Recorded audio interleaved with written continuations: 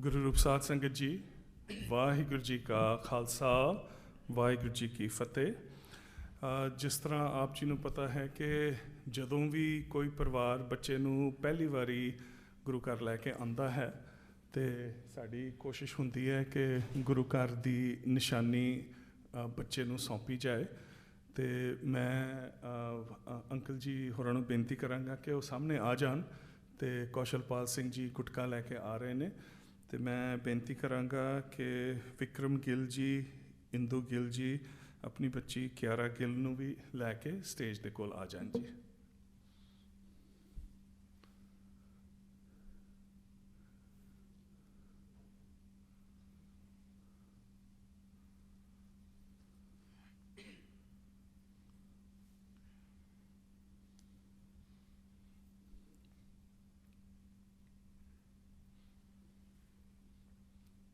ਹਾਂਜੀ, ਆ ਰਹੇ ਨੇ ਜੀ ਕੌਸ਼ਲਪਾਲ ਸਿੰਘ ਜੀ, ਮੇਰੇ ਖਿਆਲ ਸਿਰੋਂ ਪਾਉ ਲੈਣ ਗਏ ਨੇ।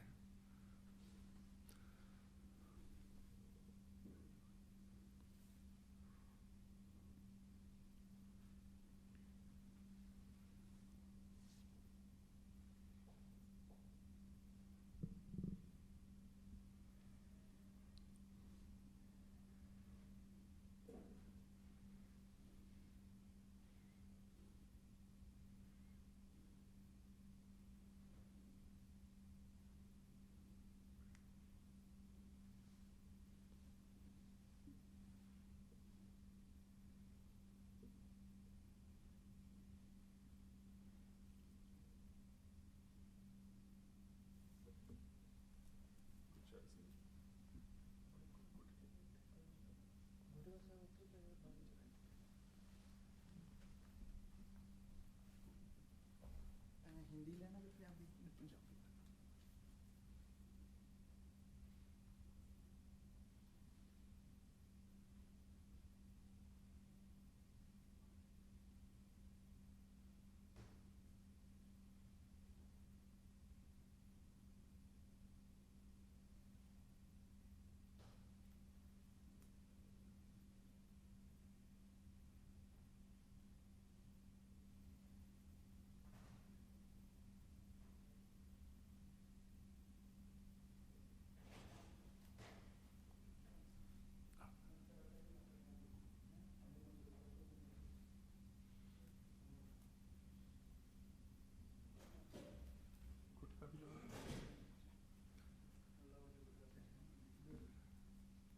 ਆਪ ਜੀ ਨੂੰ ਬਹੁਤ ਬਹੁਤ ਵਧਾਈ ਹੋਵੇ ਤੇ ਸੰਗਤ ਦਾ ਇਹ ਆਸ਼ੀਰਵਾਦ ਹੈ ਤੇ ਅਰਦਾਸ ਹੈ ਕਿ ਬੱਚੀ ਨੂੰ ਗੁਰੂ ਆਪਣੇ ਚਰਨੀ ਲਾਈ ਰੱਖਣ।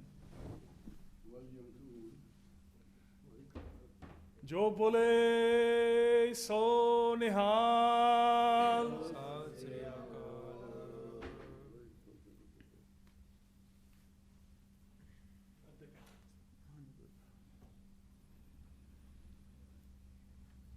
ਸਤਨਾਮ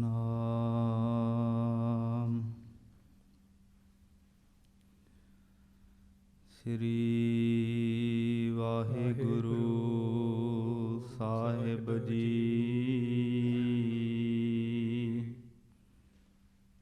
ਇੱਕ ਓੰਕਾਰ ਸਤਨਾਮ ਕਰਤਾ ਪੁਰਖ ਨਿਰਭਉ ਨਿਰਵੈਰ ਅਕਾਲ ਮੂਰਤ ਅਜੂਨੀ ਸੈਭੰ ਗੁਰ ਪ੍ਰਸਾਦ ਜਪ ਆਦ ਸੱਚ ਜੁਗਾਦ ਸੱਚ ਹੈ ਭੀ ਸੱਚ ਨਾਨਕ ਹੋਸੀ ਭੀ ਸੱਚ। ਗਿਆਨ ਅੰਜਨ ਗੁਰ ਦੀਆ ਅਗਿਆਨ ਅੰਧੇਰ ਬਿਨਾਸ਼ ਹਰ ਕਿਰਪਾ ਤੇ ਸੰਤ ਭੇਟਿਆ ਨਾਨਕ ਮਨ ਪਰਗਾਸ। ਹਰ ਕਿਰਪਾ ਤੇ ਸੰਤ ਭੇਟਿਆ ਨਾਨਕ ਮਨ ਪਰਗਾਸ। ਸਤਨਾਮ ਸ੍ਰੀ ਵਾਹਿਗੁਰੂ ਸਾਹਿਬ ਜੀ। ਪ੍ਰਭ ਕੈ ਸਿਮਰਨ ਰਿੱਧ ਸਿੱਧ ਨੌ ਨਿਧ। ਪ੍ਰਭ ਕੈ ਸਿਮਰਨ ਗਿਆਨ ਧਿਆਨ ਤਤ ਬੁੱਧ। ਪ੍ਰਭ ਕੈ ਸਿਮਰਨ ਰਿੱਧ ਸਿੱਧ ਨੌ ਨਿਧ। ਵਾਹਿਗੁਰੂ ਜੀ ਕਾ ਖਾਲਸਾ, ਵਾਹਿਗੁਰੂ ਜੀ ਕੀ ਫਤਿਹ। ਪਰਮ ਸਨਮਾਨਯੋਗ ਗਰੀਬ ਨਿਵਾਜ ਅੰਤਰਜਾਮੀ, ਪਤਿਤ ਪਾਵਨ ਭਗਤ ਵਸ਼ਲ ਕਰੁਣਾ ਨਿਧਾਨ, ਵਾਲੀਏ ਕੁਲ ਆਲਮ ਸਰਵਰੇ ਕਾਇਨਾਤ, ਚਵਰ ਛਤਰ ਤਖਤ ਦੇ ਮਾਲਕ, ਗੱਦੀ ਤੇ ਸੁਭਾਏਮਾਨ, ਦਸਾਂ ਪਾਤਸ਼ਾਹੀਆਂ ਦੇ ਆਤਮਿਕ ਸਵਰੂਪ, ਨਿਰੰਕਾਰ ਰੂਪ, ਧੰਨ ਸਤਿਗੁਰੂ ਸ੍ਰੀ ਗੁਰੂ ਗ੍ਰੰਥ ਸਾਹਿਬ ਸੱਚੇ ਪਾਤਸ਼ਾਹ ਜੀ ਦੀ ਮੁਕੱਦਸ ਗੋਦ ਅੰਦਰ ਸੁਭਾਏਮਾਨ ਸਤਿਗੁਰਾਂ ਦੀ ਸਾਜੀ ਔਰ ਨਿਵਾਜੀ ਹੋਈ ਗੁਰੂ ਰੂਪ ਗੁਰੂ ਖਾਲਸਾ ਸਾਧ ਸੰਗਤ ਜੀਓ, ਆਪ ਜੀ ਸੰਧਿਆ ਵੇਲੇ ਦੇ ਸੁੰਦਰ ਦੀਵਾਨਾਂ ਅੰਦਰ ਜੁੜ ਮਿਲ ਬੈਠੇ ਹੋ। ਸਤਿਗੁਰਾਂ ਦੀ ਪਾਵਨ ਪਵਿੱਤਰ ਹਜ਼ੂਰੀ ਵਿਖੇ ਰਹਿਰਾਸ ਸਾਹਿਬ ਜੀ ਦੇ ਪਾਠ ਉਪਰੰਤ ਗੁਰਮੁਖ ਪਿਆਰਿਆਂ ਦੀ ਰਸਨਾ ਤੋਂ ਗੁਰਬਾਣੀ ਕੀਰਤਨ ਆਪ ਜੀ ਨੇ ਸਰਵਣ ਕੀਤੇ ਨੇ। ਸੁਖਮਨੀ ਸਾਹਿਬ ਜੀ ਦੀ ਲੜੀਵਾਰ ਕਥਾ ਵਿਚਾਰ ਗੁਰੂ ਕਿਰਪਾ ਸਦਕਾ ਆਪਾਂ ਨੇ ਪਿਛਲੇ ਕੁਝ ਸਮੇਂ ਤੋਂ ਆਰੰਭ ਕੀਤੀ ਹੈ। ਪਹਿਲੀ ਅਸ਼ਟਪਦੀ ਦੀਆਂ 2 ਪੌੜੀਆਂ ਸੰਪੂਰਨ ਹੋਈਆਂ। ਅੱਜ ਤੀਸਰੀ ਪੌੜੀ ਦੀ ਵਿਚਾਰ ਮਹਾਰਾਜ ਕਿਰਪਾ ਕਰਕੇ ਬਖਸ਼ਿਸ਼ ਕਰ ਰਹੇ ਹਨ। ਸਾਰੀ ਸੰਗਤ ਮਹਾਰਾਜ ਜੀ ਦੇ ਚਰਨਾਂ ਵਿੱਚ ਹਾਜ਼ਰੀ ਲਵਾਈਏ। ਗੁਰੂ ਕੀ ਬਾਣੀ ਦੀ ਕਥਾ ਵਿਚਾਰ ਸਰਵਣ ਕਰਕੇ ਆਪਣੇ ਜੀਵਨ ਨੂੰ ਸਫਲ ਬਣਾਈਏ।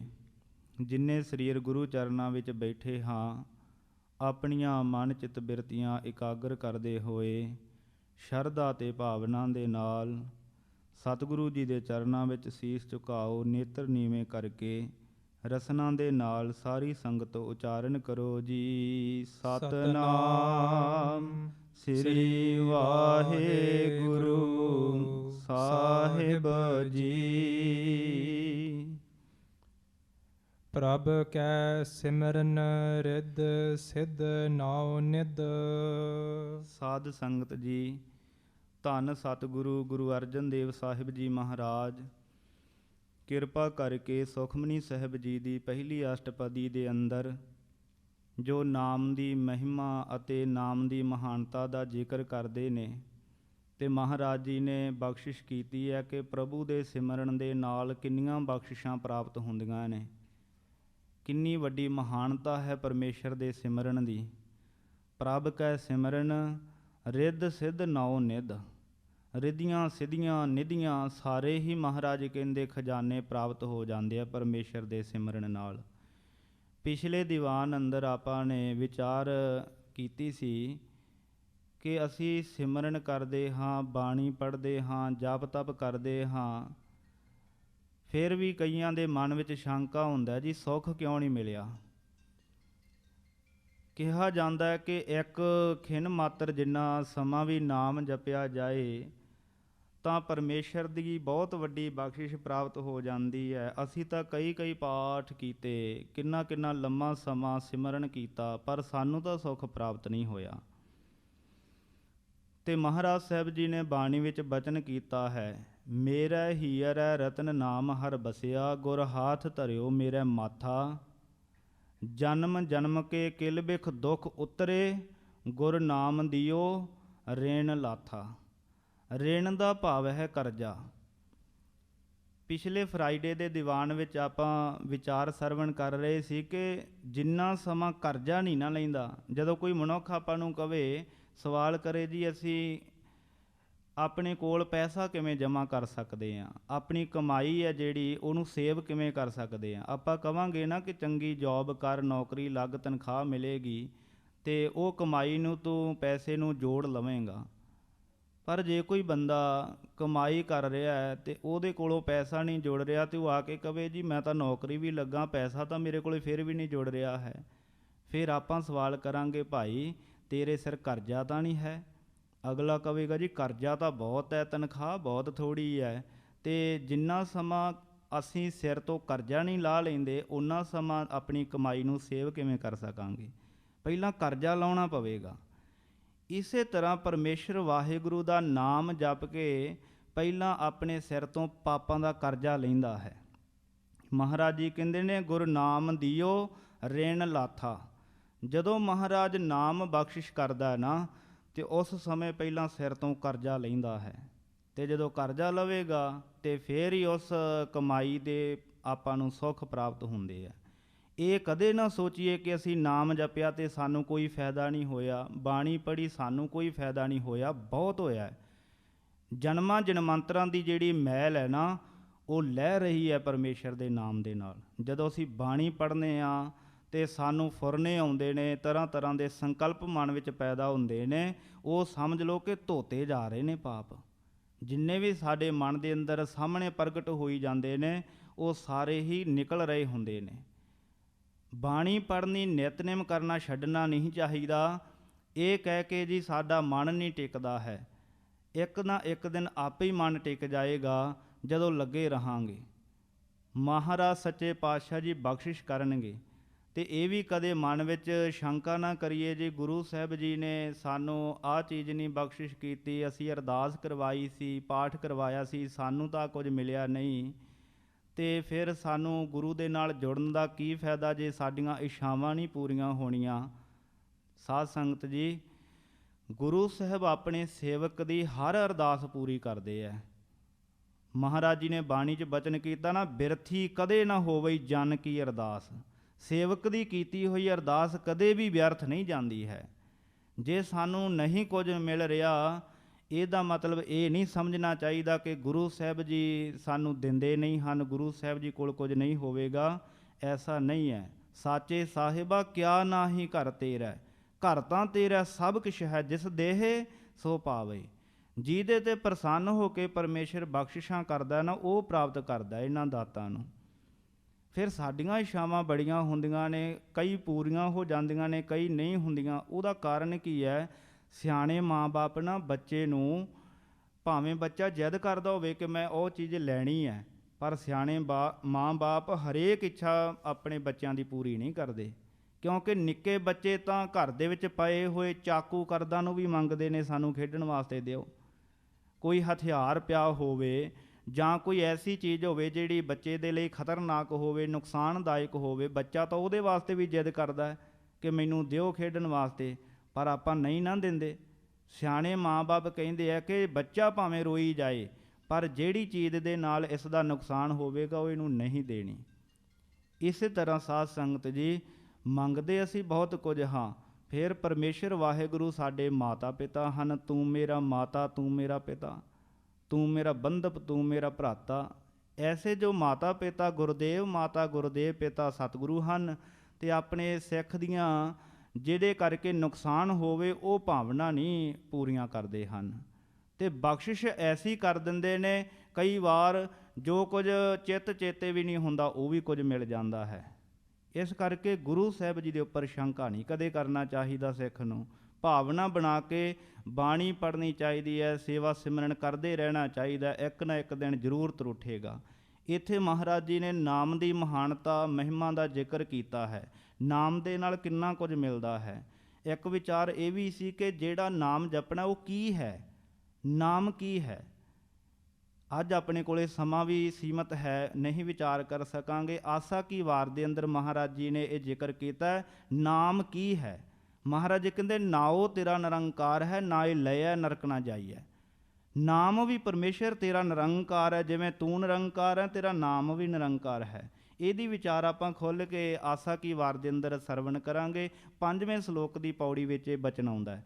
3 ਸ਼ਲੋਕ ਆਪਾਂ ਨੇ ਸਰਵਣ ਕਰ ਲਏ ਨੇ ਆਸਾ ਕੀ ਵਾਰ ਦੇ, ਤੇ ਥੋੜ੍ਹੇ ਹੀ ਸਮੇਂ ਦੇ ਅੰਦਰ ਇਹ ਵਿਚਾਰ ਆਵੇਗੀ ਕਿ ਨਾਮ ਵੀ ਜੇ ਨਿਰੰਕਾਰ ਹੈ, ਕੋਈ ਆਕਾਰ ਨਹੀਂ, ਤੇ ਫਿਰ ਨਾਮ ਨੂੰ ਵਾਹਿਗੁਰੂ, ਰਾਮ, ਹਰ ਇੱਦਾਂ ਦੇ ਆਕਾਰ ਕਿਉਂ ਦਿੱਤੇ ਨੇ, ਇਹਦੀ ਲੋੜ ਕਿਉਂ ਪਈ, ਇਹ ਵਿਚਾਰ ਆਪਾਂ ਸਰਵਣ ਕਰਾਂਗੇ। ਅੱਜ ਮਹਾਰਾਜ ਬਖਸ਼ਿਸ਼ ਕਰਦੇ ਨੇ, ਪ੍ਰਭ ਕੈ ਸਿਮਰਨ ਰਿੱਧ ਸਿੱਧ ਨੌ ਨਿਧ। ਪ੍ਰਭੂ ਦਾ ਸਿਮਰਨ ਕਰਨ ਦੇ ਨਾਲ ਰਿੱਧੀਆਂ ਸਿੱਧੀਆਂ ਨਿਧੀਆਂ ਦੀ ਪ੍ਰਾਪਤੀ ਹੁੰਦੀ ਹੈ। ਰਿੱਧੀ ਸਾਧ ਸੰਗਤ ਜੀ ਉਸ ਨੂੰ ਕਹਿੰਦੇ ਨੇ ਜਿਹਦੇ ਵਿੱਚ ਅੰਨ ਦੀ ਅਤੋਟਤਾ ਰਹਿੰਦੀ ਹੈ, ਭਾਵ ਕਦੇ ਵੀ ਜਿਹੜਾ ਅੰਨ ਹੈ, ਕੋਈ ਵੀ ਪਦਾਰਥ ਹੈ, ਉਹ ਥੁੜਦਾ ਨਹੀਂ। ਅੰਨ ਦੀ ਅਤੋਟਤਾ ਨੂੰ ਕਹਿੰਦੇ ਨੇ। ਥੋੜਾ ਪਦਾਰਥ ਹੋਵੇ ਬਹੁਤਿਆਂ ਨੂੰ ਛਕਾ ਦੇਣਾ, ਜਾਣੀ ਕਿ ਇਹ ਜਿਨ੍ਹਾਂ ਕੋਲ ਰਿੱਧੀ ਦੀ ਪ੍ਰਾਪਤੀ ਹੁੰਦੀ ਹੈ ਨੇ, ਸ਼ਕਤੀਆਂ ਨੇ ਕੁਝ ਕੁ ਪਰਮੇਸ਼ਰ ਦੀਆਂ। ਜਿਹੜੇ ਨਾਮ ਜਪਣ ਵਾਲੇ ਹੁੰਦੇ ਨੇ, ਸੁਤੇ ਸੈਦੀ ਉਹਨਾਂ ਕੋਲ ਇਹ ਸ਼ਕਤੀਆਂ ਆ ਜਾਂਦੀਆਂ ਨੇ। ਗੁਰਬਾਣੀ ਦੇ ਵਿੱਚ ਬਚਨ ਆਉਂਦਾ, ਮਹਾਰਾਜ ਕਹਿੰਦੇ ਨੇ, ਰਿੱਧ ਸਿੱਧ ਸਭ ਪਿੱਛੇ ਲੱਗੀਆਂ ਫਿਰ ਹੈ, ਜੋ ਹਰ ਹਿਰਦੈ ਸਦਾ ਵਸਾਏ। ਜੋ ਪਰਮੇਸ਼ਰ ਦੇ ਨਾਮ ਨੂੰ ਹਿਰਦੇ ਵਿੱਚ ਵਸਾ ਲੈਂਦੇ ਨੇ, ਰਿੱਧੀਆਂ ਸਿੱਧੀਆਂ ਤਾਂ ਉਹਨਾਂ ਦੇ ਮਗਰ ਮਗਰ ਭੱਜੀਆਂ ਫਿਰਦੀਆਂ ਨੇ। ਜਪਜੀ ਸਾਹਿਬ ਜੀ ਦੀ ਬਾਣੀ 'ਚ ਮਹਾਰਾਜ ਕਹਿੰਦੇ, ਰਿੱਧ ਸਿੱਧ ਅਵਰਾ ਸਾਧ।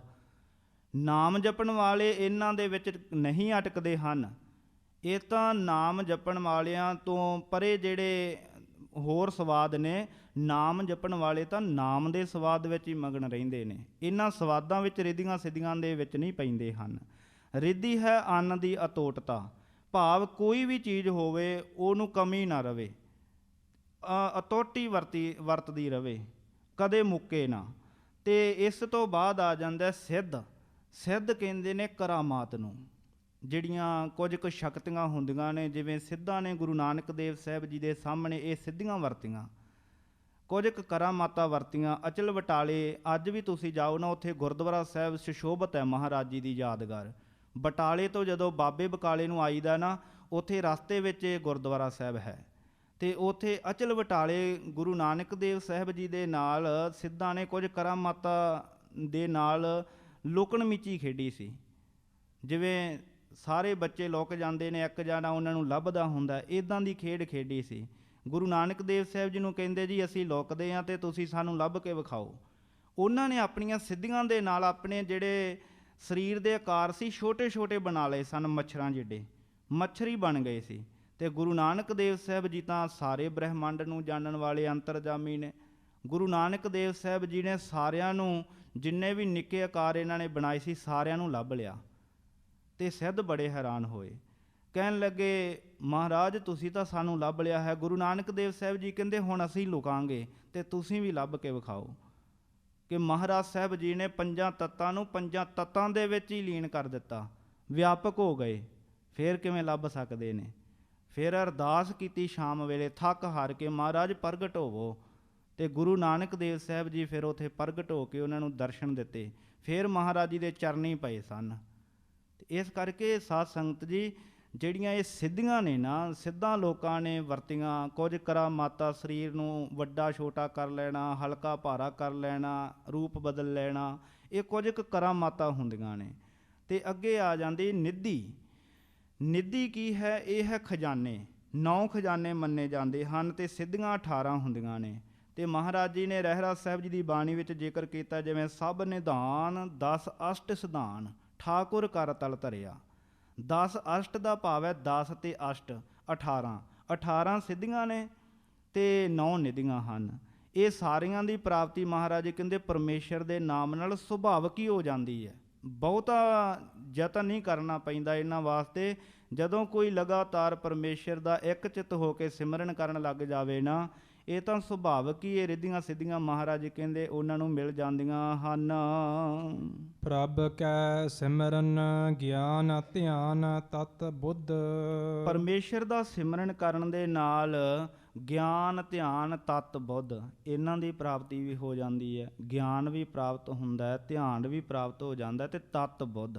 ਇੱਕ ਹੁੰਦੀ ਬੁੱਧੀ, ਇੱਕ ਹੈ ਤਤ ਬੁੱਧੀ। ਇਹਦੇ ਵਿੱਚ ਅੰਤਰ ਸਾਧ ਸੰਗਤ ਜੀ ਇਹ ਹੈ, ਬੁੱਧੀ ਹੈ ਇੱਕ ਸਧਾਰਨ ਜਿਹੜੀ ਸਮਝ, ਅਤੇ ਤਤ ਬੁੱਧੀ ਦਾ ਭਾਵ ਹੁੰਦਾ ਕਿ ਉਸ ਤਤ ਤੱਕ ਪਹੁੰਚਣਾ ਜਿਹਦੀ ਸਾਨੂੰ ਸਮਝ ਹੈ ਨਾ, ਉਹਦੇ ਅੰਦਰ ਤਤ ਕੀ ਹੈ ਸਮਝਣ ਵਾਸਤੇ। ਜਿਵੇਂ ਕਿਸੇ ਸੁਨਿਆਰੇ ਕੋਲ ਤੁਸੀਂ ਸੋਨੇ ਦਾ ਕੜਾ ਲੈ ਜਾਓ, ਜਾਂ ਕੋਈ ਵੀ ਗਹਿਣਾ ਸੋਨੇ ਦਾ ਲੈ ਜਾਓ ਸੁਨਿਆਰੇ ਕੋਲ, ਉਹਨੂੰ ਕਹੋ ਜੀ ਇਸ ਦਾ ਮੁੱਲ ਪਾ। ਉਹ ਸਿੱਧਾ ਵੇਖ ਕੇ ਮੁੱਲ ਨਹੀਂ ਪਾਵੇਗਾ, ਪਹਿਲਾਂ ਉਹਨੂੰ ਪਰਖੇਗਾ, ਉਸ ਦੇ ਤੱਤ ਨੂੰ ਵੇਖੇਗਾ ਕਿ ਇਹਦੇ ਵਿੱਚ ਕਿੰਨਾ ਸੋਨਾ ਅਤੇ ਕਿੰਨੀ ਇਹਦੇ ਵਿੱਚ ਮਿਲਾਵਟ ਕੀਤੀ ਹੋਈ ਹੈ। ਉਹ ਕੜੇ ਦਾ ਮੁੱਲ ਨਹੀਂ ਪਾਵੇਗਾ, ਉਹ ਉਸ ਦੇ ਤੱਤ ਨੂੰ ਵੇਖੇਗਾ ਕਿ ਇਹਦੇ ਵਿੱਚ ਤੱਤ ਕੀ ਹੈ। ਸੋਨੇ ਦਾ ਮੁੱਲ ਪਾਵੇਗਾ, ਇਕੱਲੀ ਸ਼ਕਲ ਦਾ ਨਹੀਂ। ਜਿੰਨੇ ਮਰਜ਼ੀ ਗਹਿਣੇ ਅੱਗੇ ਲਿਜਾ ਕੇ ਰੱਖ ਦਿਓ, ਮੁੱਲ ਉਹਨੇ ਸੋਨੇ ਦਾ ਹੀ ਪਾਉਣਾ ਹੈ, ਕਿਉਂਕਿ ਉਹਦੀ ਬੁੱਧੀ ਦੇ ਵਿੱਚ ਤੱਤ ਆ ਗਿਆ ਹੈ। ਤੱਤ ਬੁੱਧੀ ਦੇ ਨਾਲ ਵਿਚਾਰ ਕਰੇਗਾ। ਅਤੇ ਇਸੇ ਤਰ੍ਹਾਂ ਜਿਵੇਂ ਲੱਕੜ ਦੇ ਕਿੰਨੇ ਹੀ ਸਾਧਨ ਬਣਦੇ ਨੇ, ਮੇਜ਼ ਕੁਰਸੀਆਂ ਬੈੱਡ ਆਦਿਕ, ਇਹਨਾਂ ਦੇ ਵਿੱਚ ਸ਼ਕਲਾਂ ਭਾਵੇਂ ਵੱਖਰੀਆਂ ਵੱਖਰੀਆਂ ਨੇ, ਇਹਨਾਂ ਦੀਆਂ ਬਣਾਵਟਾਂ ਵੱਖਰੀਆਂ ਵੱਖਰੀਆਂ ਨੇ, ਤੇ ਮੇਨ ਤੱਤ ਕੀ ਹੈ? ਲੱਕੜ। ਤੇ ਇਸੇ ਤਰ੍ਹਾਂ ਲੋਹੇ ਤੋਂ ਬਣੇ ਹੋਏ ਜਿੰਨੇ ਵੀ ਸਾਧਨ ਨੇ ਉਹਨਾਂ ਦਾ ਮੇਨ ਤੱਤ ਕੀ ਹੈ? ਲੋਹਾ। ਸ਼ਕਲਾਂ ਭਾਵੇਂ ਵੱਖੋ ਵੱਖਰੀਆਂ ਨੇ। ਇਸ ਤਰ੍ਹਾਂ ਮਹਾਰਾਜ ਜੀ ਕਹਿੰਦੇ ਤੱਤ ਬੁੱਧ, ਜਿਨ੍ਹਾਂ ਨੂੰ ਤੱਤ ਬੁੱਧੀ ਦੀ ਪ੍ਰਾਪਤੀ ਹੁੰਦੀ ਹੈ ਨਾ, ਉਹ ਮਨੁੱਖਾਂ ਨੂੰ ਤਰ੍ਹਾਂ ਤਰ੍ਹਾਂ ਕਰਕੇ ਤਾਂ ਵੇਖਦੇ ਨੇ ਕਿ ਸਰੀਰ ਭਾਵੇਂ ਵੱਖੋ ਵੱਖਰੇ ਨੇ, ਅੰਦਰ ਮਨੁੱਖ ਦੇ ਤੱਤ ਕੀ ਹੈ? ਜਿਹੜੀ ਆਤਮਾ ਸਾਡੇ ਅੰਦਰ ਹੈ ਉਹੀ ਦੂਸਰੇ ਦੇ ਅੰਦਰ ਹੈ। ਉਹ ਤੱਤ ਨੂੰ ਸਮਝ ਲੈਂਦੇ ਨੇ। ਜਦੋਂ ਇਸ ਤੱਤ ਨੂੰ ਸਮਝ ਲਿਆ ਕਿ ਸਾਰਿਆਂ ਦੇ ਵਿੱਚ ਇੱਕੋ ਹੀ ਪ੍ਰਮਾਤਮਾ, ਜੋ ਮੇਰੇ ਵਿੱਚ ਹੈ ਦੂਸਰਿਆਂ ਦੇ ਵਿੱਚ ਵੀ ਉਹੀ ਜੋਤ ਹੈ, ਤੇ ਇਸ ਤੱਤ ਨੂੰ ਸਮਝ ਲਏਗਾ ਨਾ, ਫਿਰ ਉਹਦਾ ਧਿਆਨ ਜੁੜੇਗਾ ਉਸ ਤੱਤ ਵਿੱਚ, ਤੱਤ ਬੁੱਧੀ ਦੇ ਦੁਆਰਾ। ਜਦੋਂ ਧਿਆਨ ਲੱਗ ਗਿਆ, ਉਸ ਧਿਆਨ ਦੇ ਵਿੱਚੋਂ ਗਿਆਨ ਪ੍ਰਗਟ ਹੋਵੇਗਾ। ਇਹ ਨਾਮ ਦੇ ਨਾਲ ਹੀ ਬਖਸ਼ਿਸ਼ ਹੁੰਦੀ ਹੈ ਤੱਤ ਬੁੱਧੀ ਦੀ। ਵੇਖੋ, ਤੱਤ ਬੁੱਧੀ ਦੇ ਨਾਲ ਦ੍ਰਿਸ਼ਟੀ ਬਦਲ ਜਾਂਦੀ ਮਨੁੱਖ ਦੀ। ਆਮ ਆਪਾਂ ਕਿਸੇ ਦੇ ਘਰ ਜਾਈਏ, ਬੈਠ ਜਾਵਾਂਗੇ, ਆਪਾਂ ਕਹਾਂਗੇ ਘਰ ਬੜਾ ਸੋਹਣਾ।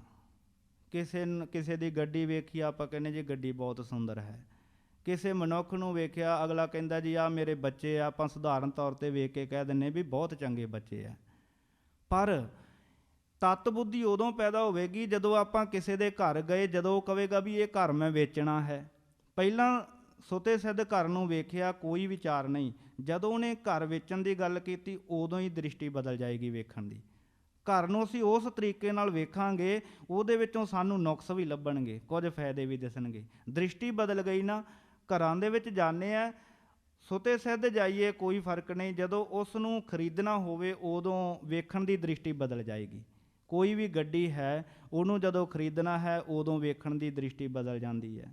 ਆਮ ਕਿਸੇ ਦੇ ਬੱਚਿਆਂ ਨੂੰ ਵੇਖੀਏ, ਤੇ ਜਦੋਂ ਉਹਦੇ ਰਿਸ਼ਤੇ ਦੀ ਗੱਲ ਚੱਲੇ ਕਿ ਜਦੋਂ ਲੜਕੀ ਜਾਂ ਲੜਕੇ ਦਾ ਰਿਸ਼ਤਾ ਕਰਨਾ ਹੈ, ਉਦੋਂ ਬੱਚਿਆਂ ਨੂੰ ਵੇਖਣ ਦੀ ਦ੍ਰਿਸ਼ਟੀ ਬਦਲ ਜਾਂਦੀ ਹੈ। ਉਹਨੂੰ ਤੱਤ ਬੁੱਧੀ ਕਹਿੰਦੇ ਨੇ, ਪਿਛਲੇ ਤੱਤ ਤੱਕ ਜਾਣਾ, ਉਹਦੇ ਤੱਤ ਨੂੰ ਪਕੜ ਵਿੱਚ ਲਿਆਉਣਾ।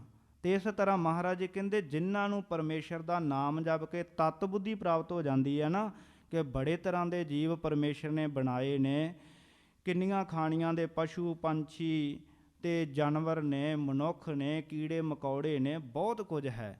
ਪਰ ਸਾਰਿਆਂ ਦੇ ਅੰਦਰ ਜੋਤ ਉਹੋ ਹੀ ਹੈ ਜਿਹੜੀ ਮੇਰੇ ਅੰਦਰ ਹੈ। ਮੇਰੇ ਅੰਦਰ ਵਾਲੀ ਜੋਤ ਹੀ ਦੂਸਰਿਆਂ ਦੇ ਵਿੱਚ ਹੈ। ਸ਼ਕਲਾਂ ਭਾਵੇਂ ਵੱਖੋ ਵੱਖਰੀਆਂ ਨੇ, ਤੱਤ ਇੱਕੋ ਪਰਮਾਤਮਾ ਪਰਮੇਸ਼ਰ ਦੀ ਜੋਤ ਹੈ। ਜਦੋਂ ਉਸ ਤੱਤ ਤੱਕ ਪਹੁੰਚ ਜਾਵਾਂਗੇ, ਐਸੀ ਬੁੱਧੀ ਦੀ ਪ੍ਰਾਪਤੀ ਦੇ ਨਾਲ ਧਿਆਨ ਤੇ ਗਿਆਨ ਦੀ ਪ੍ਰਾਪਤੀ ਹੋਵੇਗੀ। ਇਹ ਮਹਾਰਾਜ ਜੀ ਕਹਿੰਦੇ ਪ੍ਰਭੂ ਦੇ ਸਿਮਰਨ ਨਾਲ ਪ੍ਰਾਪਤ ਹੁੰਦੀ ਹੈ, ਹੋਰ ਤਰ੍ਹਾਂ ਨਹੀਂ। ਬਾਹਰੀ ਗਿਆਨ ਪ੍ਰਾਪਤ ਕਰਨ ਦੇ ਨਾਲ, ਬਹੁਤੀ ਦੁਨਿਆਵੀ ਵਿੱਦਿਆ ਪੜ੍ਹਨ ਦੇ ਨਾਲ ਤੱਤ ਬੁੱਧ ਨਹੀਂ ਪ੍ਰਾਪਤ ਹੁੰਦਾ ਹੈ। ਇਹ ਜਿਹੜੀ ਹੈ ਨਾ, ਮਨ ਦੇ ਵਿੱਚ ਜਿਹੜੀ ਤੱਤ ਬੁੱਧੀ ਦੀ ਪ੍ਰਾਪਤੀ ਹੋਣੀ ਹੈ, ਪਰਮੇਸ਼ਰ ਦੇ ਨਾਮ ਨਾਲ ਮਿਲਦੀ ਹੈ। ਪ੍ਰਭ ਕੈ ਸਿਮਰਨ, ਗਿਆਨ ਧਿਆਨ ਤੱਤ ਬੁੱਧ, ਇਹ ਬਖਸ਼ਿਸ਼ ਹੁੰਦੀ ਹੈ। ਪ੍ਰਭ ਕੈ ਸਿਮਰਨ ਜਪ ਤਪ ਪੂਜਾ। ਪ੍ਰਭੂ ਦਾ ਸਿਮਰਨ ਕਰਨ ਦੇ ਨਾਲ ਜਪ ਤਪ ਪੂਜਾ, ਇਹਨਾਂ ਸਾਰਿਆਂ ਸਾਧਨਾਂ ਦਾ ਫਲ ਮਿਲ ਜਾਂਦਾ ਹੈ। ਜਪ ਕਰਨ ਦਾ, ਤਪ ਕਰਨ ਦਾ, ਪੂਜਾ ਕਰਨ ਦਾ। ਪੂਜਾ ਬੜੇ ਤਰ੍ਹਾਂ ਦੀ ਹੈ, ਜਪ ਬੜੇ ਤਰ੍ਹਾਂ ਦੇ ਨੇ। ਤਪ ਜਿਵੇਂ ਤਪੱਸਿਆ ਕਰਨੀ, ਕੋਈ ਧੂਣੀਆਂ ਤਾਉਂਦਾ ਹੈ ਗਰਮੀ ਦੇ ਦਿਨਾਂ ਵਿੱਚ, ਸਿਆਲ ਦੇ ਵਿੱਚ ਬਰਫ਼ ਦੇ ਵਿੱਚ ਜਾ ਕਰਕੇ ਸਮਾਧੀਆਂ ਲੀਨ ਹੁੰਦਾ ਹੈ, ਕੋਈ ਪਹਾੜਾਂ ਦੀਆਂ ਕੰਦਰਾਂ ਵਿੱਚ ਜਾ ਲੁਕਦਾ ਹੈ, ਕੋਈ ਦਰਖਤਾਂ ਦੇ ਨਾਲ ਜਾਂ ਖੂਹ ਵਿੱਚ ਪੁੱਠੇ ਲਟਕ ਲਟਕ ਕੇ ਬੜਿਆਂ ਨੇ ਭਗਤੀ ਤਪ ਕੀਤੇ ਨੇ। ਇਸ ਤਰ੍ਹਾਂ ਦੇ ਸਾਧਨ ਮਹਾਰਾਜ ਜੀ ਕਹਿੰਦੇ ਕਰਨ ਦੀ ਲੋੜ ਹੀ ਨਹੀਂ। ਜਦੋਂ ਪ੍ਰਭੂ ਦਾ ਸਿਮਰਨ ਕਰਨ ਲੱਗ ਜਾਈਏ ਨਾ, ਇਹ ਸਾਧਨਾਂ ਦਾ ਫਲ ਪ੍ਰਾਪਤ ਹੋ ਜਾਂਦਾ ਹੈ। ਸਾਰੇ ਜਪ ਤਪ ਪੂਜਾ, ਸਾਰੇ ਨੇਮ ਜਿਹੜੇ ਪ੍ਰਭੂ ਦੇ ਸਿਮਰਨ ਵਿੱਚੋਂ ਪ੍ਰਾਪਤ ਹੋ ਜਾਂਦੇ ਹਨ। ਪ੍ਰਭ ਕੈ ਸਿਮਰਨ ਬਿਨਸੈ ਦੂਜਾ। ਪ੍ਰਭੂ ਦੇ ਸਿਮਰਨ ਕਰਨ ਨਾਲ ਬਿਨਸੈ ਦੂਜਾ, ਮਨੁੱਖ ਦੇ ਅੰਦਰੋਂ ਦੂਸਰਾ ਭਾਵ ਜਿਹੜਾ ਦਵੈਸ਼ ਹੈ ਉਹ ਮਿਟ ਜਾਂਦਾ ਹੈ। ਦਵੈਸ਼ ਨਹੀਂ ਉਸ ਮਨੁੱਖ ਦੇ ਅੰਦਰ ਰਹਿੰਦੀ। ਜਦੋਂ ਦਵੈਸ਼ ਮੁੱਕ ਜਾਏਗੀ ਨਾ, ਉਦੋਂ ਮਨੁੱਖ ਪਰਮੇਸ਼ਰ ਵਾਹਿਗੁਰੂ ਦੇ ਨਾਲ ਇੱਕਮਿਕ ਹੋ ਜਾਏਗਾ। ਅਸੀਂ ਪਰਮੇਸ਼ਰ ਨਾਲੋਂ ਕਿਉਂ ਵਿਛੜੇ ਹਾਂ? ਦਵੈਸ਼ ਕਰਕੇ, ਦੂਸਰੇ ਕਰਕੇ। ਏਕਤਾ ਦੇ ਵਿੱਚ ਮਿਲਾਪ ਹੁੰਦਾ ਹੈ। ਜਦੋਂ ਕੋਈ ਆਪਣੇ ਨਾਲ ਏਕਤਾ ਕਰੇਗਾ, ਇੱਕਮਿਕ ਹੋ ਜਾਵਾਂਗੇ। ਜਿਵੇਂ ਕੋਈ ਆਪਣੇ ਨਾਲ ਬਹੁਤਾ ਪ੍ਰੇਮ ਕਰੇ, ਪਿਆਰ ਕਰੇ, ਆਪਣੇ ਨਾਲ ਮਿਲ ਕੇ ਚੱਲੇ, ਕੋਈ ਪੁੱਛੇ ਜੀ ਇਹ ਕੌਣ ਆ, ਆਪਾਂ ਕਹਿ ਦਿੰਦੇ ਜੀ ਇਹਦੇ ਵਿੱਚ ਤੇ ਮੇਰੇ ਵਿੱਚ ਕੋਈ ਫਰਕ ਨਹੀਂ, ਸਾਡੀ ਇੱਕੋ ਹੀ ਗੱਲ ਹੈ। ਇਹਦੇ ਨਾਲ ਭਾਵੇਂ ਗੱਲਬਾਤ ਕਰ ਲੈ, ਭਾਵੇਂ ਮੇਰੇ ਨਾਲ ਕਰ ਲੈ, ਸਾਡੇ ਵਿੱਚ ਕੋਈ ਵੀ ਫਰਕ ਨਹੀਂ। ਗੱਲ ਏਕਤਾ ਦੀ ਹੈ। ਜਿੱਥੇ ਏਕਤਾ ਆ ਜਾਏਗੀ ਉੱਥੇ ਪ੍ਰੇਮ ਹੈ। ਜਿੱਥੇ ਦਵੈਸ਼ ਹੋਵੇਗੀ, ਦਵੈਸ਼ ਦਾ ਭਾਵ ਹੈ ਦੂਰੀ। ਦੂਰੀ ਦਾ ਕਰਕੇ ਵਖਰੇਵੇਂ ਹੁੰਦੇ ਨੇ, ਵੱਖ-ਵੱਖ ਮਹਿਸੂਸ ਕਰੀਦਾ ਹੈ। ਇੱਕ ਮਨੁੱਖ ਆਪਣੇ ਤੋਂ ਦੂਸਰੇ ਨੂੰ ਵੱਖ ਸਮਝਦਾ ਹੈ ਕਿ ਇਹ ਮੇਰੇ ਤੋਂ ਅਲੱਗ ਹੈ। ਇਸ ਦਵੈਸ਼ ਕਰਕੇ ਹੀ ਲੜਾਈਆਂ ਹੁੰਦੀਆਂ ਨੇ, ਭਰਾ ਲੜਦੇ ਨੇ, ਪਿਓ ਪੁੱਤ ਦੀ ਲੜਾਈ ਹੁੰਦੀ ਹੈ, ਦੇਸ਼ਾਂ ਦੀ ਆਪਸ ਵਿੱਚ ਲੜਾਈ ਹੁੰਦੀ ਹੈ। ਇਹ ਮਹਾਰਾਜ ਕਹਿੰਦੇ ਦਵੈਸ਼ ਕਰਕੇ ਹੀ ਹੈ, ਸਾਰੀ ਦੂਰੀ ਜਿਹੜੀ ਬਣੀ ਹੋਈ ਹੈ। ਪ੍ਰਭੂ ਦਾ ਸਿਮਰਨ ਕਰ ਲਈਏ, ਦਵੈਸ਼ ਹੀ ਖਤਮ ਹੋ ਜਾਂਦੀ ਹੈ। ਇੱਕ ਪਰਮੇਸ਼ਰ ਵਾਹਿਗੁਰੂ ਦੀ ਜਿਹੜੀ ਸੂਝ ਬੂਝ ਹੈ ਉਹ ਮਿਲ ਜਾਂਦੀ ਹੈ, ਅਤੇ ਫਿਰ ਪਰਮੇਸ਼ਰ ਵਿੱਚ ਅਭੇਦ ਹੋ ਜਾਈਦਾ ਹੈ। ਬਿਨ ਸਹਿ ਦੂਜਾ, ਇਹ ਦਵੈਸ਼ ਭਾਵਨਾ ਅੰਦਰੋਂ ਖਤਮ ਹੁੰਦੀ ਹੈ। ਪ੍ਰਭ ਕੈ ਸਿਮਰਨ ਤੀਰਥ ਇਸਨਾਨੀ। ਪਰਮੇਸ਼ਰ ਦਾ ਸਿਮਰਨ ਕਰਨ ਦੇ ਨਾਲ ਤੀਰਥ, ਇੱਥੇ ਸਾਧ ਸੰਗਤ ਜੀ ਜਿਹੜਾ ਤੀਰਥ ਸ਼ਬਦ ਹੈ, ਥੱਥੇ ਨੂੰ ਮੁਕਤਾ ਮਹਾਰਾਜ ਜੀ ਨੇ ਰੱਖਿਆ। 3 ਤਰ੍ਹਾਂ ਕਰਕੇ ਤੀਰਥ ਸ਼ਬਦ ਆਉਂਦਾ, ਇੱਕ ਥੱਥੇ ਨੂੰ ਔਂਕੜ ਨਾਲ, ਇੱਕ ਥੱਥੇ ਨੂੰ ਸਿਹਾਰੀ ਨਾਲ, ਇੱਕ ਥੱਥਾ ਮੁਕਤਾ ਹੈ। ਇਹਦੇ ਅਰਥ ਵੀ ਵੱਖੋ ਵੱਖਰੇ ਹੁੰਦੇ ਹਨ। ਜੇ ਮੁਕਤਾ ਹੋਵੇ ਤਾਂ ਇਹ ਬਹੁਵਚਨ ਬਣ ਜਾਂਦਾ, ਇੱਥੇ ਬਹੁਵਚਨ ਹੈ। ਮਹਾਰਾਜ ਜੀ ਕਹਿੰਦੇ ਨੇ ਤੀਰਥ ਇਸਨਾਨੀ, 68 ਤੀਰਥਾਂ ਦੇ ਇਸ਼ਨਾਨ ਦਾ ਫਲ ਨਾਮ ਜਪਣੇ ਕਰਕੇ ਮਿਲ ਜਾਂਦਾ ਹੈ। ਉਸ ਮਨੁੱਖ ਨੂੰ 68 ਤੀਰਥਾਂ 'ਤੇ ਜਾਣ ਦੀ ਲੋੜ ਨਹੀਂ, ਕਿਤੇ ਵੀ ਯਤਨ ਕਰਕੇ ਪਹੁੰਚਣ ਦੀ ਲੋੜ ਨਹੀਂ। ਬੈਠ ਕੇ ਇਕਾਗਰ ਮਨ ਹੋ ਕੇ ਪਰਮੇਸ਼ਰ ਦਾ ਸਿਮਰਨ ਕਰੇ, 68 ਤੀਰਥਾਂ ਦਾ ਫਲ ਉਹਨੂੰ ਘਰੇ ਬੈਠੇ ਨੂੰ ਮਿਲ ਜਾਏਗਾ। 68 ਤੀਰਥਾਂ ਦਾ ਫਲ ਭਾਈ ਗੁਰਦਾਸ ਜੀ ਨੇ ਜ਼ਿਕਰ ਕੀਤਾ ਕਿ ਪਰਮੇਸ਼ਰ ਦਾ ਸਿਮਰਨ ਕਰਨਾ ਅਤੇ ਗੁਰਸਿੱਖਾਂ ਦੀ ਸੇਵਾ ਕਰਨ ਦਾ ਫਲ। ਭਾਈ ਗੁਰਦਾਸ ਜੀ ਨੇ ਆਪਣੀ ਬਾਣੀ ਦੇ ਅੰਦਰ ਜ਼ਿਕਰ ਕੀਤਾ, ਕਹਿੰਦੇ 5 ਬਾਰ ਗੰਗ ਜਾਏ, ਬਾਰ 5 ਪ੍ਰਯਾਗ ਨਹਾਏ, ਤੈਸਾ ਪੁੰਨ ਇੱਕ ਸਿੱਖ ਕੋ ਨਵਾਏ ਕਾ। ਕਹਿੰਦੇ ਕੋਈ 5 ਵਾਰੀ ਗੰਗਾ 'ਤੇ ਇਸ਼ਨਾਨ ਕਰ ਆਵੇ, 5 ਵਾਰੀ ਪ੍ਰਯਾਗ ਰਾਗ 'ਤੇ ਜਾ ਕੇ ਇਸ਼ਨਾਨ ਕਰ ਆਵੇ, ਜਿੰਨਾ ਫਲ ਉੱਥੇ ਜਾ ਕੇ ਪ੍ਰਾਪਤ ਹੁੰਦਾ ਨਾ, ਓਨਾ ਫਲ ਉਹਨੂੰ ਇੱਕ ਗੁਰਸਿੱਖ ਨੂੰ ਇਸ਼ਨਾਨ ਕਰਾਉਣ ਦੇ ਨਾਲ ਹੀ ਮਿਲ ਜਾਂਦਾ। ਇੱਕ ਗੁਰਸਿੱਖ ਨੂੰ, ਗੁਰੂ ਦੇ ਪਿਆਰੇ ਨੂੰ ਇਸ਼ਨਾਨ ਕਰਵਾ ਦਿਓ, ਭਾਵ ਉਹਨੂੰ ਗਰਮ ਪਾਣੀ ਕਰ ਦੇਣਾ ਜਾਂ ਕੋਈ ਹੋਰ ਸਾਧਨ ਜਿਹੜੇ ਇਸ਼ਨਾਨ ਵਾਸਤੇ ਹੈ ਉਹਨੂੰ ਪੂਰੇ ਕਰ ਦੇਣੇ, ਅਤੇ ਗੁਰਸਿੱਖ ਇਸ਼ਨਾਨ ਕਰ ਲਵੇ ਨਾ, ਅਤੇ 5 ਵਾਰੀ ਗੰਗਾ ਅਤੇ 5 ਵਾਰੀ ਪ੍ਰਯਾਗ ਰਾਗ ਦੇ ਇਸ਼ਨਾਨ ਦਾ ਫਲ ਮਿਲ ਜਾਂਦਾ ਹੈ। ਫਿਰ ਅਗਲੀ ਤੁਕ ਵਿੱਚ ਭਾਈ ਗੁਰਦਾਸ ਜੀ ਕਹਿੰਦੇ, ਸਿੱਖ ਕੋ ਪਿਲਾਏ ਪਾਣੀ, ਭਾਉ ਕਰ ਕੁਰ ਖੇਤ, ਅਸਮੇਧ ਜਗ ਫਲ, ਸਿੱਖ ਕੋ ਜੀਵਾਏ ਕਾ।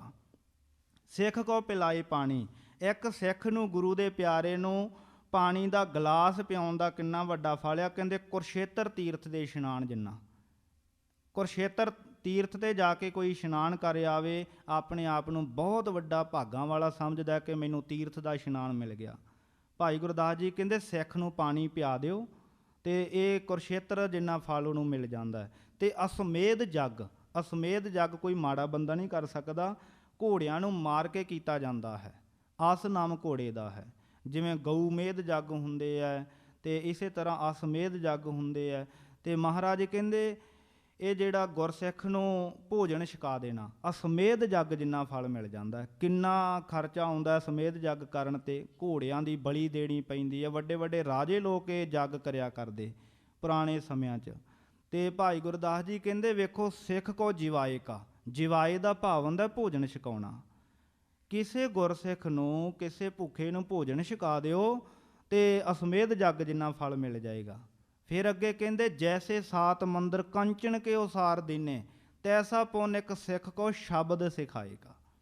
7 ਮੰਦਰ ਸੋਨੇ ਦੇ ਬਣਾ ਕੇ ਕੋਈ ਦਾਨ ਕਰ ਦੇਵੇ, ਘਰ ਬਣਾ ਕੇ ਸੋਨੇ ਦੇ ਦਾਨ ਕਰ ਦੇਵੇ, ਓਨਾ ਫਲ ਤਾਂ ਕਹਿੰਦੇ ਇੱਕ ਸਿੱਖ ਨੂੰ ਸ਼ਬਦ ਸਿਖਾਉਣ ਦੇ ਨਾਲ ਹੀ ਮਿਲ ਜਾਂਦਾ। ਕਿਸੇ ਨੂੰ ਤੁਸੀਂ ਗੁਰਬਾਣੀ ਪੜ੍ਹਨੀ, ਮੂਲ ਮੰਤਰ ਦਾ ਪਾਠ ਕਰਨਾ ਸਿਖਾ ਦਿਓ, ਕੋਈ ਸ਼ਬਦ ਪੜ੍ਹਨਾ ਸਿਖਾ ਦਿਓ ਕਿਸੇ ਬੰਦੇ ਨੂੰ, ਅਤੇ ਮਹਾਰਾਜ ਕਹਿੰਦੇ 7 ਮੰਦਰਾਂ ਦੇ ਸੋਨੇ ਦੇ ਫਲ ਦਾ ਉਹਨੂੰ ਪ੍ਰਾਪਤ ਹੋ ਜਾਂਦਾ ਹੈ। ਐਡੀ ਵੱਡੀ ਬਖਸ਼ਿਸ਼ ਹੈ।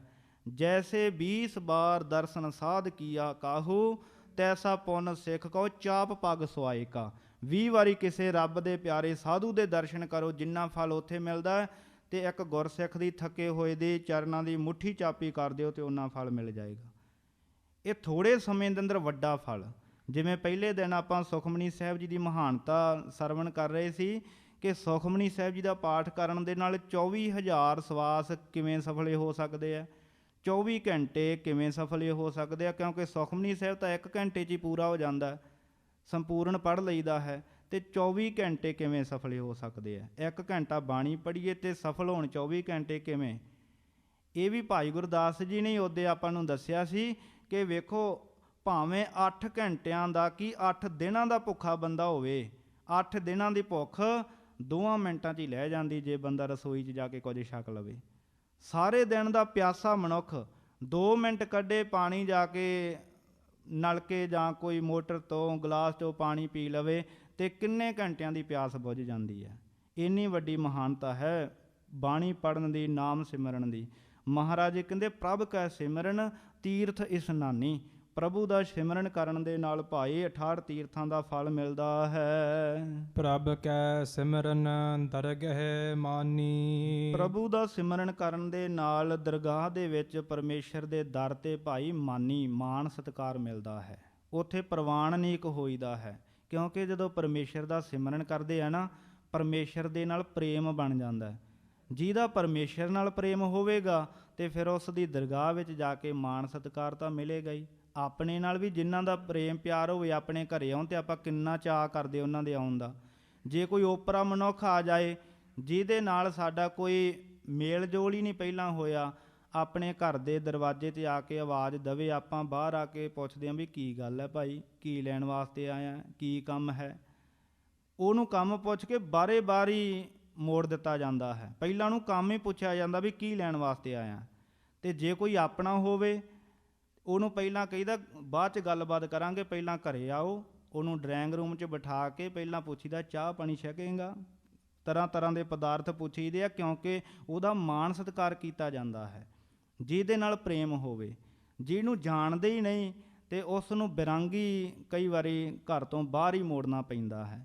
ਇਸੇ ਤਰ੍ਹਾਂ ਸਾਧ ਸੰਗਤ ਜੀ, ਜਿਨ੍ਹਾਂ ਦਾ ਪਰਮੇਸ਼ਰ ਨਾਲ ਪ੍ਰੇਮ ਪੈ ਜਾਏ ਨਾ, ਦਰਗਹਿ ਮਾਨੀ, ਉਹ ਪਰਮੇਸ਼ਰ ਦੀ ਦਰਗਾਹ ਵਿੱਚ ਮਾਨੀ ਮਾਣ ਸਤਿਕਾਰ ਪ੍ਰਾਪਤ ਕਰ ਲੈਂਦੇ ਹਨ। ਉਹ ਪ੍ਰਵਾਨਨੀਕ ਹੁੰਦੇ ਨੇ। ਉਹਨਾਂ ਨੂੰ ਰੇ ਦਰਗਹਿ ਕਹੈ ਨਾ ਕੋ, ਆਓ ਬੈਠ ਆਦਰ ਸੁਭ ਦੇਉ।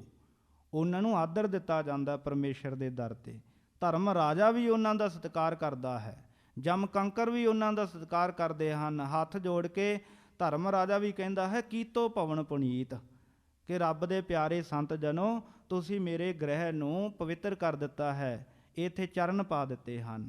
ਇਸ ਕਰਕੇ ਜਿਹੜਾ ਪਰਮੇਸ਼ਰ ਦਾ ਸਿਮਰਨ ਕਰਦਾ ਹੈ ਭਾਈ, ਸਭ ਥਾਵਾਂ 'ਤੇ ਉਹਦਾ ਸਤਿਕਾਰ ਹੁੰਦਾ ਹੈ। ਪੰਡਤ ਹਰਦਿਆਲ ਦਾਸ ਜੀ ਨੇ ਸਾਰ ਕੁਤਾਵਲੀ ਗ੍ਰੰਥ ਲਿਖਿਆ, ਉਸ ਦੇ ਵਿੱਚ ਜ਼ਿਕਰ ਕੀਤਾ, ਕਹਿੰਦੇ ਕੋਈ ਸਰਪੰਚ ਹੋਵੇ ਉਹਦੀ ਪੂਜਾ ਉਹਦੇ ਪਿੰਡ 'ਚ ਹੀ ਹੁੰਦੀ ਹੈ, ਗਵਾਂਢੀ ਪਿੰਡ 'ਚ ਉਹਦਾ ਕੋਈ ਸਤਿਕਾਰ ਨਹੀਂ। ਜੇ ਕੋਈ ਮੰਤਰੀ ਹੋਵੇ ਉਹਦੀ ਆਪਣੀ ਸਟੇਟ ਵਿੱਚ ਹੀ ਉਹਦੀ ਪ੍ਰਭਤਾ ਚੱਲਦੀ ਹੈ, ਦੂਸਰੀ ਸਟੇਟ ਦੇ ਵਿੱਚ ਜਾ ਕੇ ਆਪਣੀ ਪ੍ਰਭਤਾ ਨਹੀਂ ਫੈਲਾ ਸਕਦਾ। ਆਪਣਾ ਮਾਣ ਸਤਿਕਾਰ ਉਹ ਨਹੀਂ ਲੈ ਸਕਦਾ ਜਿਹੜਾ ਉਹਨੂੰ ਉੱਥੇ ਮਿਲਦਾ ਹੈ। ਇੱਕ ਦੇਸ਼ ਦਾ ਪ੍ਰਧਾਨ ਮੰਤਰੀ, ਜਿਹੜੀ ਪ੍ਰਭਤਾ ਉਹਦੀ ਆਪਣੇ ਦੇਸ਼ ਵਿੱਚ ਹੈ, ਉਹ ਦੂਸਰੇ ਦੇਸ਼ ਵਿੱਚ ਜਾ ਕੇ ਨਹੀਂ ਰਹਿੰਦੀ ਹੈ। ਉਹਨਾਂ ਹੁਕਮ ਹੋਰ ਦੇਸ਼ ਵਿੱਚ ਨਹੀਂ ਚਲਾ ਸਕਦਾ ਹੈ। ਸੋ ਇਸੇ ਤਰ੍ਹਾਂ ਜਿਹੜਾ ਕਹਿੰਦੇ ਰੱਬ ਦਾ ਪਿਆਰਾ ਨਾਮ ਜਪਣ ਵਾਲਾ ਨਾ, ਉਹਦੀ ਪ੍ਰਭਤਾ ਸਾਰੇ ਦੇਸ਼ਾਂ ਵਿੱਚ ਹੀ ਹੁੰਦੀ ਹੈ। ਜਿੱਥੇ ਵੀ ਚਲਿਆ ਜਾਏ, ਜਿੰਨਾ ਆਪਣੇ ਦੇਸ਼ ਵਿੱਚ ਸਤਿਕਾਰ ਮਿਲਦਾ, ਸਾਰਿਆਂ ਥਾਵਾਂ 'ਤੇ ਮਿਲਦਾ ਹੈ। ਪ੍ਰਭ ਕੈ ਸਿਮਰਨ ਦਰਗਹਿ ਮਾਨੀ, ਦਰਗਾਹ ਦੇ ਵਿੱਚ ਮਾਨੀ, ਉਹਦਾ ਮਾਣ ਸਤਿਕਾਰ ਹੁੰਦਾ ਹੈ। ਪ੍ਰਭ ਕੈ ਸਿਮਰਨ ਹੋਏ ਸੋ ਭਲਾ। ਪਰਮੇਸ਼ਰ ਦੇ ਸਿਮਰਨ ਕਰਨ ਦੇ ਨਾਲ ਐਸੀ ਅਵਸਥਾ ਬਣ ਜਾਂਦੀ ਹੈ ਕਿ ਜੋ ਕੁਝ ਵੀ ਫਿਰ ਹੁੰਦਾ ਨਾ, ਉਹਨੂੰ ਭਲਾ ਕਰਕੇ ਮੰਨਦਾ ਹੈ। ਜੋ ਤੁਧ ਭਾਵੈ ਸਾਈ ਭਲੀ ਕਾਰ। ਜੋ ਕੁਝ ਵੀ ਪਰਮੇਸ਼ਰ ਤੂੰ ਕਰਦਾ ਨਾ, ਇਹ ਭਲਾ ਹੀ ਹੈ। ਉਹ ਕਦੇ ਵੀ ਇਹ ਨਹੀਂ ਕਹਿੰਦਾ ਕਿ ਆਹ ਪਰਮੇਸ਼ਰ ਨੇ ਮਾੜਾ ਕਰ ਦਿੱਤਾ ਜੀ, ਆਹ ਰੱਬ ਨੇ ਬਹੁਤ ਮਾੜਾ ਕੀਤਾ ਹੈ, ਇੰਨੇ ਦੁੱਖ ਦਿੱਤੇ ਨੇ, ਇੰਨਾ ਕਸ਼ਟ ਸੰਸਾਰ 'ਤੇ ਫੈਲਾ ਦਿੱਤਾ ਹੈ, ਇਹ ਬੜਾ ਰੱਬ ਨੇ ਮਾੜਾ ਕੀਤਾ। ਉਹ ਕਦੇ ਨਹੀਂ ਕਹਿੰਦਾ, ਉਹ ਕਹਿੰਦਾ ਹੋਏ ਸੋ ਭਲਾ। ਜੋ ਕੁਝ ਵੀ ਹੋ ਰਿਹਾ ਨਾ, ਇਹ ਚੰਗਾ ਹੀ ਹੁੰਦਾ ਹੈ। ਪ੍ਰਭ ਕੈ ਸਿਮਰਨ ਸੁਫਲ ਫਲਾ। ਪਰਮੇਸ਼ਰ ਦਾ ਸਿਮਰਨ ਕਰਨ ਦੇ ਨਾਲ ਸਹਿਤ ਫਲ ਦੇ ਹੋ ਜਾਈਦਾ। ਸਤ, ਸੰਤੋਖ, ਦਇਆ, ਧਰਮ ਆਦਿਕ ਜਿਹੜੇ ਫਲ ਜੀਵ ਨੂੰ ਪ੍ਰਾਪਤ ਹੁੰਦੇ ਹਨ। ਸੇ ਸਿਮਰਹਿ ਜਿਨ ਆਪ ਸਿਮਰਾਏ। ਇਹ ਸਿਮਰਨ ਦੀ ਦਾਤ ਉਹਨਾਂ ਨੂੰ ਪ੍ਰਾਪਤ ਹੁੰਦੀ ਹੈ ਜਿਨ੍ਹਾਂ ਤੋਂ ਪ੍ਰਮਾਤਮਾ ਆਪ ਹੀ ਸਿਮਰਨ ਕਰਵਾਏ। ਆਪਣੀ ਤਾਕਤ ਨਹੀਂ ਆਪਾਂ ਵਰਤ ਸਕਦੇ, ਆਪਾਂ ਨਹੀਂ ਆਪਣਾ ਬਲ ਵਰਤ ਸਕਦੇ। ਜੇ ਕੋਈ ਬੰਦਾ ਯਤਨ ਕਰੇ, ਇਹ ਦਾਅਵਾ ਕਰ ਲੈਣੇ ਨਾ, ਕਈ ਵਾਰੀ ਮਨ ਵਿੱਚ ਖਿਆਲ ਆਉਂਦਾ ਵੀ ਕੱਲ੍ਹ ਨੂੰ ਨਾ ਸਵੇਰੇ ਉੱਠ ਪੈਣਾ 2 ਵਜੇ, ਫਿਰ ਚੌਂਕੜਾ ਲਾ ਕੇ ਸਿਮਰਨ ਹੀ ਕਰੀ ਜਾਣਾ। ਕਿਤੇ ਆਪਾਂ ਇਹ ਸੋਚਦੇ ਹਾਂ ਵੀ ਅਸੀਂ ਕਿਤੇ ਕੰਮ ਧੰਦਿਆਂ ਤੋਂ ਵਿਹਲੇ ਹੋ ਜਾਈਏ ਨਾ, ਸਾਰੀ ਦਿਹਾੜੀ ਬਾਣੀ ਪੜ੍ਹੀ ਜਾਈਏ। ਪਰ ਜੇ ਵੇਲ ਵੀ ਮਿਲੇ ਤਾਂ ਕਿੰਨੀ ਕੁ ਬਾਣੀ ਆਪਾਂ ਪੜ੍ਹਦੇ ਹਾਂ। ਜੇ ਕਹੀਏ ਨਾ ਆਹ ਪੈਸਾ ਸਾਨੂੰ ਮਿਲ ਜਾਏ, ਚੰਗੀ ਨੌਕਰੀ ਮਿਲ ਜਾਏ, ਜਾਂ ਧੀਆਂ ਪੁੱਤਰਾਂ ਨੂੰ ਵਿਆਹ ਲਈਏ ਫਿਰ ਵਿਹਲੇ ਹੋ ਜਾਵਾਂਗੇ, ਬਾਣੀ ਪੜ੍ਹਿਆ ਕਰਾਂਗੇ। ਇਹ ਇੱਦਾਂ ਨਹੀਂ ਹੁੰਦਾ ਹੈ। ਇਹ ਤਾਂ ਅਰਦਾਸ ਕਰਨੀ ਚਾਹੀਦੀ, ਮਹਾਰਾਜ ਤੁਸੀਂ ਕਿਰਪਾ ਕਰਕੇ ਕਰਵਾਓ। ਆਪ ਗਾਵਾਏ ਸੋ ਹਰ ਗੁਣ ਗਾਓ। ਪ੍ਰਭੂ ਹੀ ਪ੍ਰਸੰਨ ਹੋ ਕੇ ਆਪਣਾ ਸਿਮਰਨ ਕਰਾਵੇ ਤਾਂ ਹੁੰਦਾ ਹੈ। ਨਾਨਕ ਤਾ ਕੈ ਲਾਗੋ ਪਾਏ। ਜਿਨ੍ਹਾਂ ਤੋਂ ਪਰਮੇਸ਼ਰ ਸਿਮਰਨ ਕਰਾਉਂਦਾ ਮਹਾਰਾਜ ਕਹਿੰਦੇ ਉਹਨਾਂ ਦੇ ਚਰਨਾਂ ਦੇ ਵਿੱਚ ਸਾਡੀ ਨਮਸਕਾਰ ਹੈ। ਉਹਨਾਂ ਦੇ ਅਸੀਂ ਚਰਨੀ ਪੈਂਦੇ ਹਾਂ ਜੋ ਪ੍ਰਭੂ ਦਾ ਸਿਮਰਨ ਕਰਦੇ ਹਨ। ਇਹ ਸਿਮਰਨ ਦੀ ਕਿੱਡੀ ਵੱਡੀ ਮਹਾਨਤਾ ਹੈ। ਗੁਰੂ ਵੀ ਕਹਿੰਦਾ ਕਿ ਉਹਨਾਂ ਦੇ ਚਰਨਾਂ 'ਤੇ ਸਾਡੀ ਨਮਸਕਾਰ ਹੈ। ਇਹ ਮਹਾਰਾਜ ਜੀ ਨੇ ਕਿਰਪਾ ਕੀਤੀ ਹੈ ਜੀ। ਬੇਅੰਤ ਭੁੱਲਾਂ ਦੀ ਆਪ ਜੀ ਨੇ ਮੁਆਫੀ ਬਖਸ਼ਿਸ਼ ਕਰਨੀ। ਆਓ ਗੁਰਮੁਖ ਪਿਆਰਿਆਂ ਦੀ ਰਸਨਾ ਤੋਂ ਗੁਰਬਾਣੀ ਕੀਰਤਨ ਸਰਵਣ ਕਰੀਏ। ਅੱਗੇ ਜਿਵੇਂ ਮਹਾਰਾਜ ਜੀ ਵਿਚਾਰ ਬਖਸ਼ਿਸ਼ ਕਰਨਗੇ ਅਗਲੇ ਦੀਵਾਨ ਅੰਦਰ ਆਪਾਂ ਸਰਵਣ ਕਰਾਂਗੇ ਜੀ। 2 ਪੰਕਤੀਆਂ ਪੜ੍ਹ ਕਰਕੇ ਸਮਾਪਤੀ ਹੈ। ਸੇ ਸਿਮਰਹਿ ਜਿਨ ਆਪ ਸਿਮਰਾਏ, ਨਾਨਕ ਤਾ ਕੈ ਲਾਗੋ ਪਾਏ। ਵਾਹਿਗੁਰੂ ਜੀ ਕਾ ਖਾਲਸਾ, ਵਾਹਿਗੁਰੂ ਜੀ ਕੀ ਫਤਿਹ।